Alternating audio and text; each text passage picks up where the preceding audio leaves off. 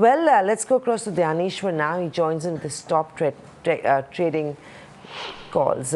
Dyaneshwar, first up on the Nifty, we're expecting a gap down, 10,753 on the SGX. Are you expecting extensive consolidation on the street? And more importantly, volatility still remains well ingrained in the markets. Yes, good morning, Samina. The recent vertical waveform has surprised the market, and within a corrective pattern, an important resistance of 10,950. So within that correction, we are expecting that the vertical rally is limited up to 11,000 mark. And recent move suggests that the Nifty may trade in a tight range of 11,000 and 10,500 in between. And volatility prevails into the market. So we are advising clients to rather going for a directional view on indices. So one should look for a stock-specific action. Right. Dyaneshwar, there was pressure across the broader markets. Do you think we are in the midst of a second round of a mid-cap correction, and from these levels, you may only see further selling pressure across the board? Yes, of course. In case of mid-cap, in the technical parameters, we need a momentum, because once the momentum starts, so price tend to remain in the motion more or less in the same direction. And in case of mid-cap, we have not seen any momentum into the mid-cap. So I advise traders to avoid mid-caps. Once the momentum starts, then only we can go for the mid-caps.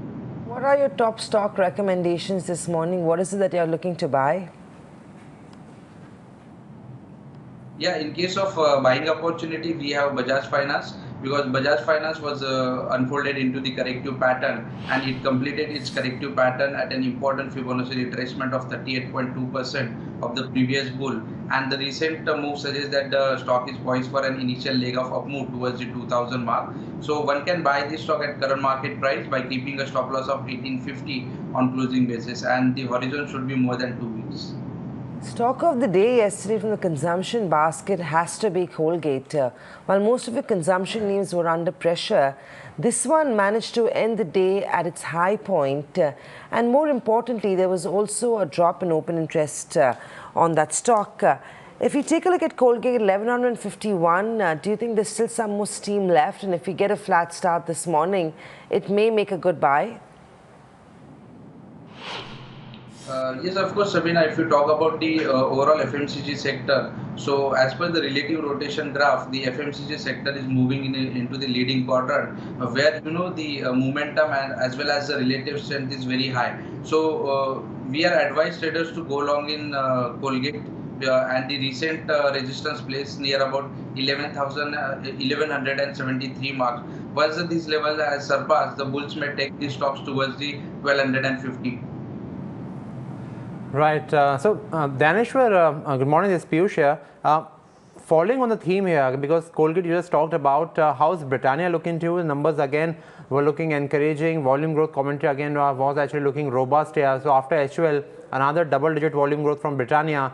And since Britannia we're talking about, let's also talk about ITC and Tata Steel here. ITC results are due today, but Tata Steel also results are due. But already the market actually is building up. A lot of long build-up actually have been created in Tata Steel. So how are all three stocks looking to you? Yes, good morning, Piyush.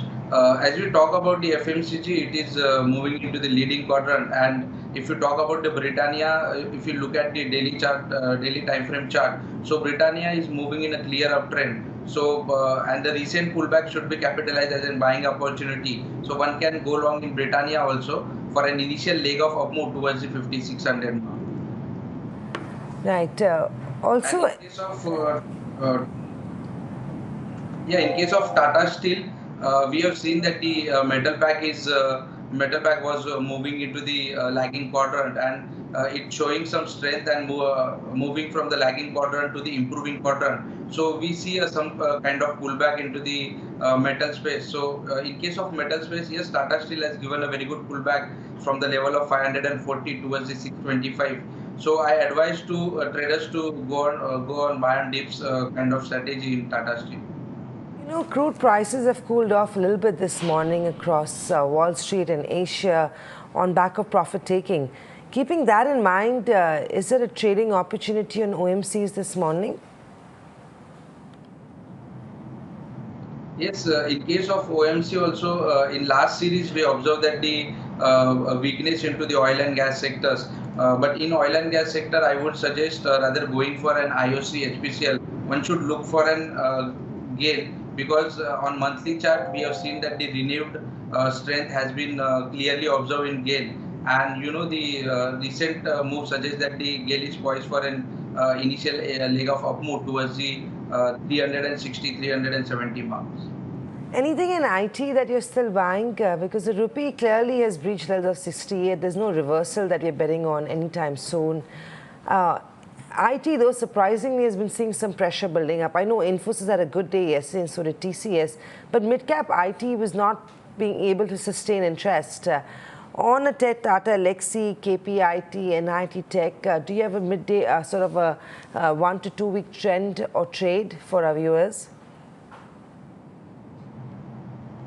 Yes, of course, after a spectacular rally into the IT mid-caps, recently we saw some profit booking in the place. So in IT mid-cap, we lost some momentum, but relative strength is still strong. So recent dip should be capitalized as a buying opportunity.